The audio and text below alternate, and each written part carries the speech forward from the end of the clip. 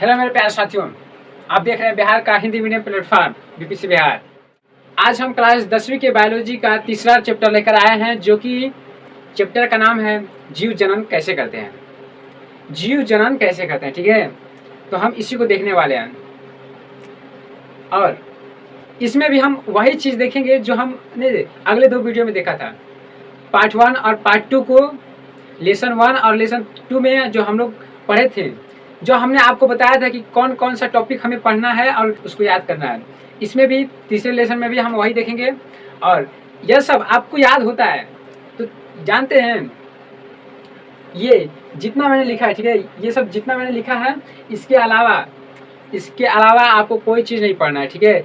इससे रिलेटेड, ठीक है, इसी से रिलेटेड पूरा आपका चैप्टर खत्म हो जाएगा। और जो मैंने अभी पढ़ा रहा हूँ, ठीक है, जो बताने वाला हूँ, इसके अलावा आपके पूरे लेसन 3 में आपका कुछ है ही नहीं, ठीक है।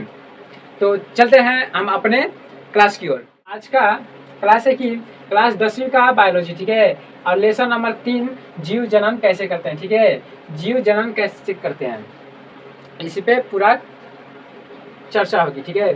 तो हमारा पहला आ जाता है टॉपिक, जनन क्या होता है, ठीक है।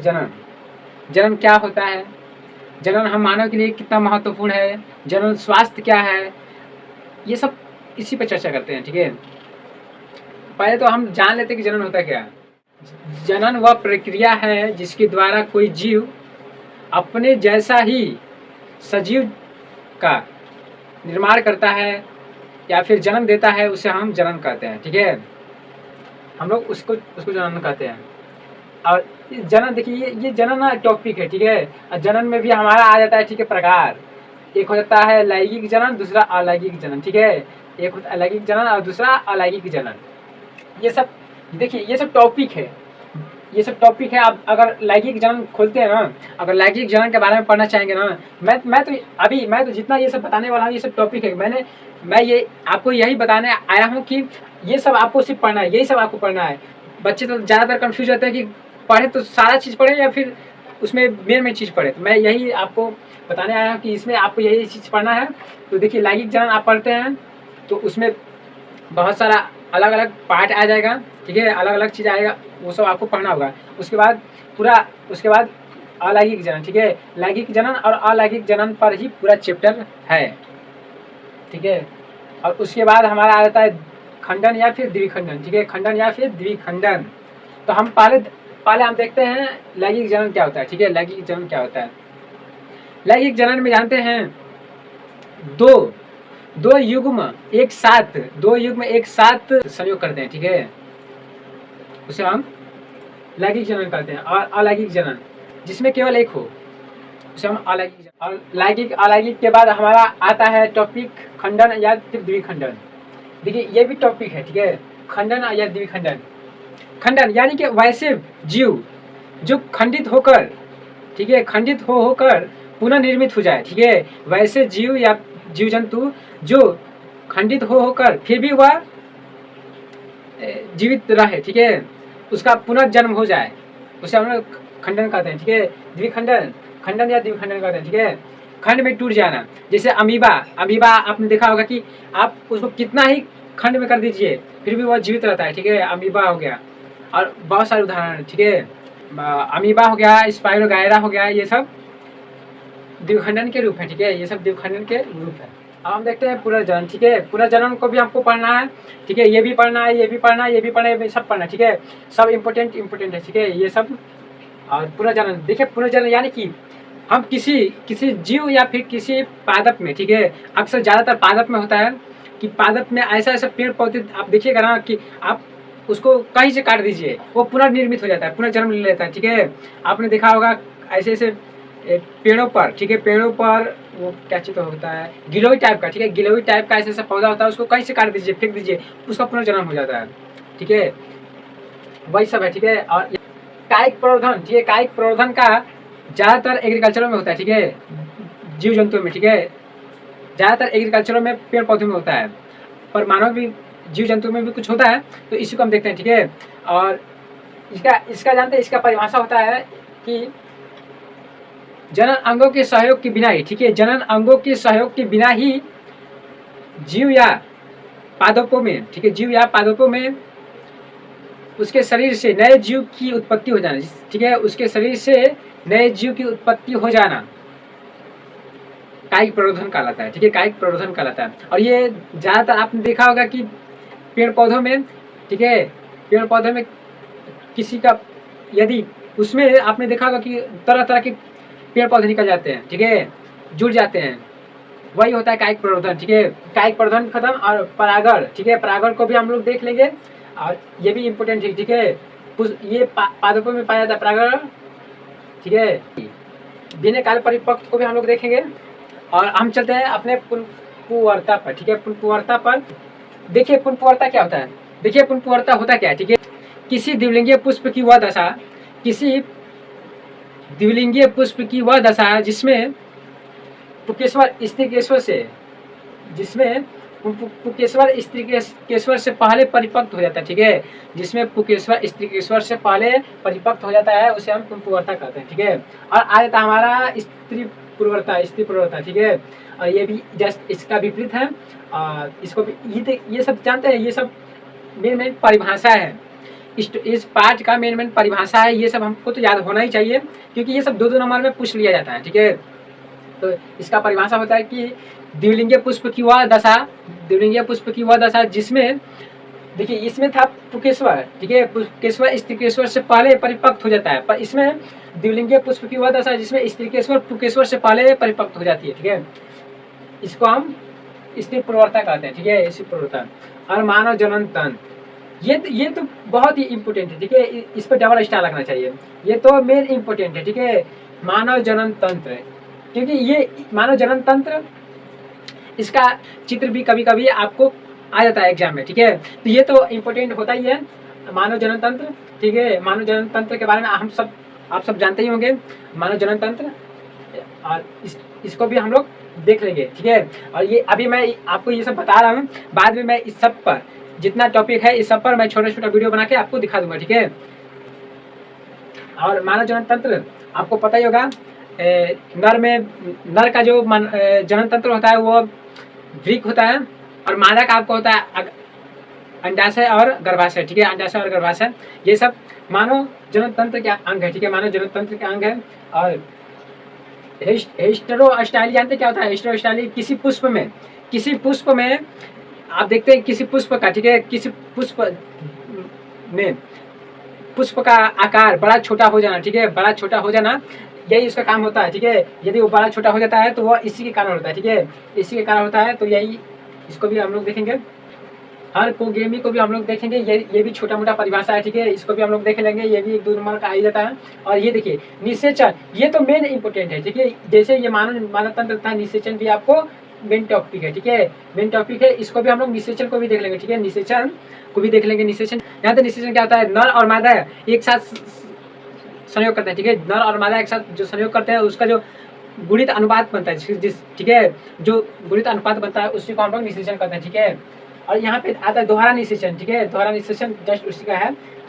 यहाँ पे हम लोग अब अंड प्रजक्ता की ओर चलते हैं, अंड प्रजक्ता, ठीक है, अंड प्रजक्ता। जब किसी जीव में अंडे का विकास उसके जीव के शरीर के बाहर जब होता है, ठीक है, अंडे का विकास जब जीव के शरीर के बाहर जब विकास होता है उसे हम लोग अंड प्रजक्ता बोलते हैं, ठीक है।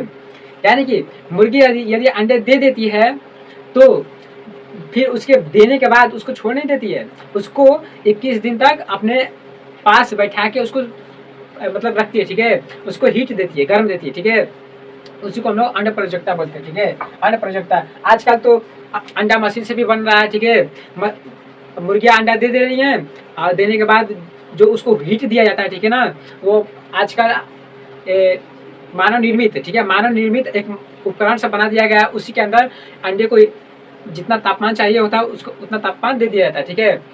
तो यही था हमारा अंड प्रजक्ता। अब हम चलते हैं सजीव प्रजक्ता, ठीक है, सजीव प्रजक्ता जस्ट इसी का उल्टा है सजीव। अनिषेक जनन, ठीक है, अनिषेक जनन को भी हम लोग देखेंगे, ठीक है। ये जितना हमने अभी बताया, ठीक है, ये सब इस सब पर मैं छोटा छोटा वीडियो बना के आप सबको बहुत ही अच्छे से एक्सप्लेन कर दूंगा, या फिर आपके पास जो बुक होगा उसको खोलिएगा और आराम से जो ये सब मैं बता रहा हूँ उसको आराम से याद कर लीजिएगा, ठीक है। और मैं तो आपको बता ही दूंगा कैसे कैसे आगे पढ़ना है, ठीक है। तो अनिषेक जनन को भी हम लोग देख लेंगे। और हमारा आता है द्विविभाजन, ठीक है। द्विविभाजन आपने देखा होगा, आपने ऐसे पेड़ पौधे देखा होगा जो कि बीच से काट के उसको रोपण कर दिया जाता है, ठीक है। बीच से काट कर भी, कहीं से भी काट के उसको आप रोप देते हैं, ठीक है। आप उसको लगा देते हैं गमले में, तो वह पुनः मतलब वृद्धि करने लगता है, ठीक है। पुनः वो जीवित हो जाता है और वृद्धि करने लगता है, तो उसी को हम लोग द्विविभाजन कहते हैं, ठीक है। विभाजों में बट जाना, ठीक है, विभाजों में बट जाना। और यह आपको द्विखंडन का ही रूप है, ठीक है। द्विखंडन का ही रूप ये भी है, द्विविभाजन, ठीक है। ये देखिए, ये मादा में होता है, ठीक है। गर्भाशय से अंडों का बाहर निकलना, ठीक है। गर्भाशय से अंडों का बाहर निकलना अंड उत्सर्ग कहा जाता है, ठीक है। तो अंड उत्सर्ग को भी हम लोग देख लेंगे। और यौनारंभ, ठीक है, यौनारंभ ये भी बहुत इंपॉर्टेंट है, ठीक है। यौनारंभ ये भी बहुत इंपॉर्टेंट है, ठीक है। इस पे स्टार लगा देते हैं, ये भी बहुत ही इंपॉर्टेंट है यौनारंभ, ठीक है। ये ऐसा होता है कि जब जब जब नर और मादा, ठीक है, जब नर और मादा ऐसे एज में चले जाते हैं जहाँ पे यौन आरंभ शुरू हो जाता है, ठीक है। जहाँ से यौन आरंभ शुरू हो जाता है, सकते हैं, ठीक है। एक जनन प्रक्रिया वो सब कर सकते हैं, ठीक है। वही है यहाँ पे यौन आरंभ, ठीक है। यौन आरंभ वही है। और ये मासिक धर्म महिलाओं में होता है, मादा में होता है, ठीक है। मादा जनन अंगों के बीच होता है, जनन अंगों में होता है। और ये 28 दिन पे, ठीक है, 28 दिन पे एक चक्रीय मतलब प्रक्रिया, ठीक है। 28 दिन पे मतलब एक चक्र पूरा करता है। और मासिक धर्म उसी को कहते हैं, ठीक है। मासिक धर्म के हमें मतलब याद कर ही लेना चाहिए, क्योंकि ये भी कभी कभी एग्जाम में आ जाता है, ठीक है। एक दो नंबर। और डीएनए के बारे में तो बात ही क्या करना है, ये तो पूरा अगले चैप्टर में इसके बारे में पूरा पढ़ना ही है। अगला चैप्टर आनुवंशिकी में चौथा लेसन में, ठीक है। चौथा लेसन में आनुवंशिकी में ग्रेगर जॉन मेंडल इसी के बारे में पूरा बताएंगे, ठीक है। डीएनए क्या होता है, इसी के बारे में पूरा बताएंगे। और डीएनए के बिना देखिए, हमें इस लेसन में डीएनए के बारे में कुछ खास नहीं पढ़ना है, बस डीएनए की परिभाषा और डीएनए होता क्या है, डीएनए हमारे शरीर में कैसे काम कैसे करता है, ये सब पढ़ना है। और डीएनए जानते हैं, डीएनए का फुल फॉर्म होता है डीऑक्सीराइबोसोम न्यूक्लिक एसिड होता है। और डीएनए के बारे में कुछ परिभाषा वगैरह भी हम इस चैप्टर में देख लेंगे, ठीक है। ये भी मतलब डीएनए बहुत जरूरी है, इसको भी हम लोग देख ही लेंगे। और हमारा जनन स्वास्थ्य बहुत जरूरी है, जनन स्वास्थ्य बहुत जरूरी है। यदि हमारा जनन अंग ही स्वास्थ्य न हो तो हम अपने आने वाली पीढ़ी को जन्म नहीं दे सकते, ठीक है। आने वाली पीढ़ी को जन्म नहीं दे सकते, तो हमारे जनन स्वास्थ्य भी हमें मतलब पता होना चाहिए कि जनन स्वास्थ्य कैसे बनाए रखें, ठीक है। जनन स्वास्थ्य भी हमारे लिए बहुत जरूरी है, और इसको भी हम लोग देख ही लेंगे। जनन स्वास्थ्य, ठीक है, जनन स्वास्थ्य भी हमारे लिए इम्पोर्टेंट है, इसको भी देखेंगे। अब हम चलते हैं यौन संबंधित रोग, ठीक है। यौन संबंधित रोग को भी हम लोग देख लेते हैं, ये भी बहुत जरूरी है, क्योंकि मानव के लिए, ठीक है, मानव इतना विकास कर रहे हैं, तो यौन संबंधित रोग के बारे में भी हमें पता होना चाहिए, ठीक है। ये सब जनन अंगों के बीच होता है, ठीक है। और यह कब उत्पन्न होता है जानते हैं, जब यह संभोग के दौरान, ठीक है, संभोग के दौरान कुछ सावधानियां न बरतने की वजह से यह सब उत्पन्न होता है, ठीक है। और इसमें आता है सिफिलिस, गोनोरिया और एड्स वगैरह, इसमें रोग आता है। तो ये भी मतलब बहुत जरूरी हो जाता है मानव के लिए, यौन संबंधित रोग। और इसे मतलब इसके बारे में, ठीक है, देखिए इसके बारे में यह है बायोलॉजी, ठीक है, यह बायोलॉजी है। और बायोलॉजी में बिना संदेह, बिना निसंकोच जो हमें पढ़ाया जाना, जो हमें हमारे शरीर के बारे में, हमारे जनन अंगों के बारे में जो लिखा है, वो तो हमें ज्ञात होना ही चाहिए, वो हमें ज्ञात होना ही चाहिए, क्योंकि यह हमारा शरीर है, ये जनन अंग, इसमें जनन अंग भी ये कुछ है। ये सब बिना निसंदेह, बिना संकोच किए हमें ये सब के बारे में जानना चाहिए, और जानना चाहिए, सुनना चाहिए। क्योंकि यौन संबंधित रोग के बारे में यदि हम नहीं जानते हैं, तो हमें संभोग के दौरान कुछ हमारे शरीर में बीमारियां उत्पन्न हो जाएगी, ठीक है। हमारे जनन अंगों में कुछ बीमारियां उत्पन्न हो जाएगी, जो कि हमें फिर परेशानियां होगी बाद में। जो हमें किताबों में दिया गया वो तो हमें ज्ञात होना ही चाहिए, ठीक है, बिना संकोच, बिना निसंदेह। तो वही है यहाँ पे जनन रोग, ठीक है, जनन रोग या फिर यौन संबंधित रोग, यौन रोग। अब हमारा आ जाता है जनसंख्या नियंत्रण, ठीक है, जनसंख्या नियंत्रण। यह मतलब बढ़ती जनसंख्या को देखते हुए और इस धरती पर सभी को मौका देते हुए यह बहुत जरूरी है कि जनसंख्या पर नियंत्रित रखा जाए, ठीक है।